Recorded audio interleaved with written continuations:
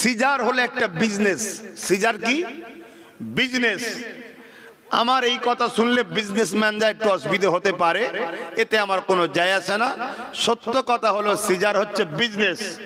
কারণ এই দুনিয়ায় মানুষ ছাড়া সমস্ত পশুদের বাচ্চা হয়, কারো সিজার করতে লাগে না। মানুষের সিজার করতে লাগে, কিন্তু করোনার সময়ে কোনো মানুষের সিজার করতে হয় না, অটোমেটিক হয়েছে। যেই করোনা চলে গেছে আবার সিজার ছাড়া নাকি বাচ্চা হয় না। এটা বিজনেস ছাড়া অন্য কিছু নয়।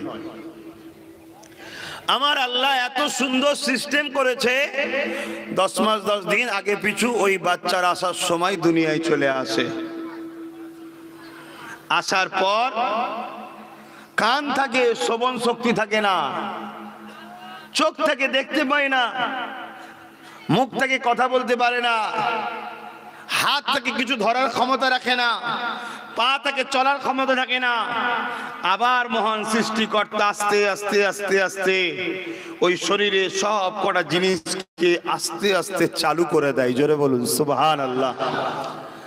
তার থেকেও একটা আশ্চর্যের বিষয় শুনুন, কে আল্লাহ? আল্লাহু আকবার। বাচ্চা দুনিয়ায় আসবে, আল্লাহ তিনার দাস দাসী আসবে, তাই তিনি মায়ের স্তনে বাচ্চা আসার আগে খাবারের ব্যবস্থা করে দেয়। জোরে বলুন সুবহানাল্লাহ। ওই খাবারের সিস্টেমটা কেমন? গরমকালে খাবারটা ঠান্ডা বাহির হয়, আর শীতকালে খাবারটা উষ্ণ গরম বাহির হয়। জোরে বলুন সুবহানাল্লাহ। না মায়ের স্তনের ভেতরে ডিপ ফ্রিজ আছে, না সেখানে কোনো হিটার আছে। মহান সৃষ্টিকর্তার কুদরত দেখুন।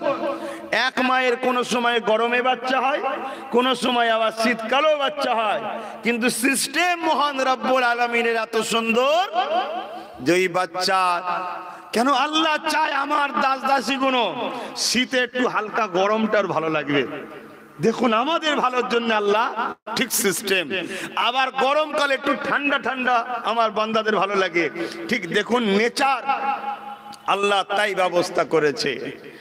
এগুলো বলার উদ্দেশ্য এটাই, যুবক আমার ভাই, আমার বোন, আমার আব্বু, আমার মা, ভাবুন কে আমাদের মালিক। তিনি কত ইহসান করলেন, কত দয়া করলেন, আমাদেরকে দুটো চোখে রোশনি দিলেন। এক মুহূর্তে জমিন, এক মুহূর্তে আসমান আমরা দেখতে পাচ্ছি। এই এক একটা চোখে 13,000 কোটি করে লেন্স ক্যামেরা আল্লাহ লাগিয়ে রেখেছে। জোরে বলুন সুবহানাল্লাহ। এক একটা চোখে কত কোটি?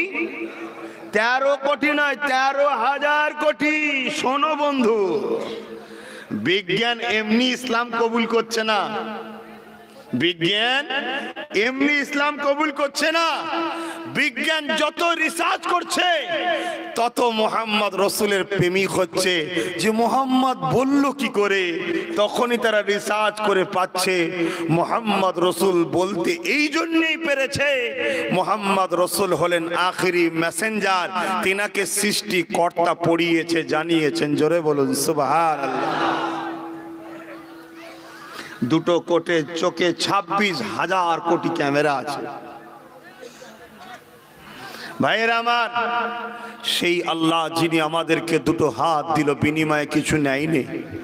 দুটো চোখ দিল, বিনিময়ে কিছু নেয়নি। দুটো কান দিল, বিনিময়ে কিছু নেয়নি। দুটো পা দিল, বিনিময়ে কিছু নেয়নি।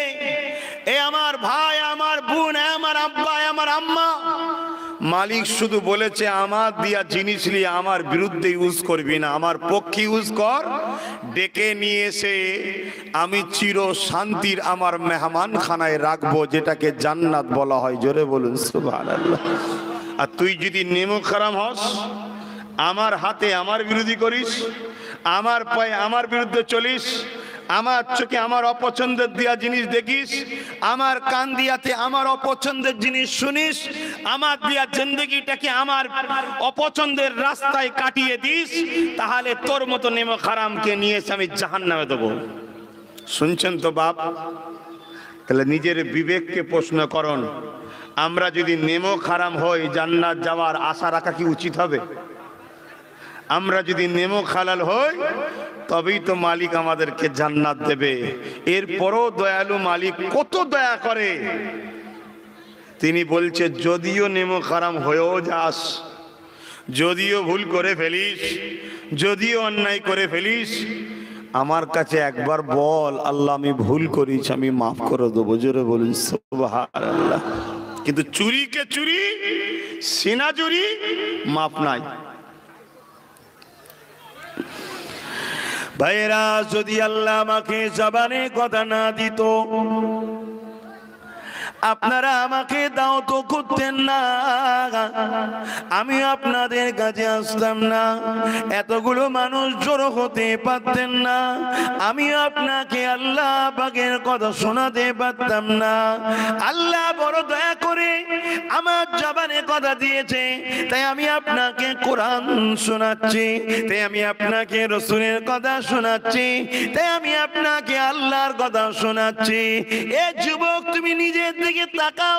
আল্লাহ যদি তোমাকে জবানে কথা না দিত, তাহলে দুনিয়ায় তুমি বাপকে ডাকতে পারতে না, মাকে ডাকতে পারতে না। একদিন তোমার বাপই তোমাকে বলতো, কি বলছিস হাবা আমি বুঝতে পারি না, কি বলছিস বুবা আমি বুঝতে পারি না। তোমার দিলটা ভেঙে যেত, তোমার কত কষ্ট হতো। এই জবান নিয়ে তুমি মিথ্যা কথা বলবে না। এই আল্লাহ দিয়া জবানে কাউকে গালি দিও না, এই আল্লাহ দিয়া জবানে কারো বিরুদ্ধে মিথ্যা সাক্ষী দিও না। এই আল্লাহ দিয়া জবানে তুমি এমন শিরকি স্লোগান দেবে না যাতে আমার আল্লাহ পাক খুশি হয়ে যায়। তোমাকে আল্লাহ জবান দিয়েছে, এই জবানে তুমি দরুদ পড়বে, এই জবানে কোরআন পড়বে, এই জবানে মা বাপকে ডাকবে, এই জবানে তুমি গরিব অসহায়দের পাশে দাঁড়িয়ে তাদেরকে সৎ পরামর্শ দেবে, এই জবানে সত্য কথা বলবে। এই জবান দিয়ে তুমি যখন খুবই কষ্ট হবে, আল্লাহর কোরআন তিলাওয়াত করে আল্লাহর কাছে দোয়া চাইতে থাকবে। সেই জবানে বলুন সুবহানাল্লাহ, আরো জোরে বলুন সুবহানাল্লাহ।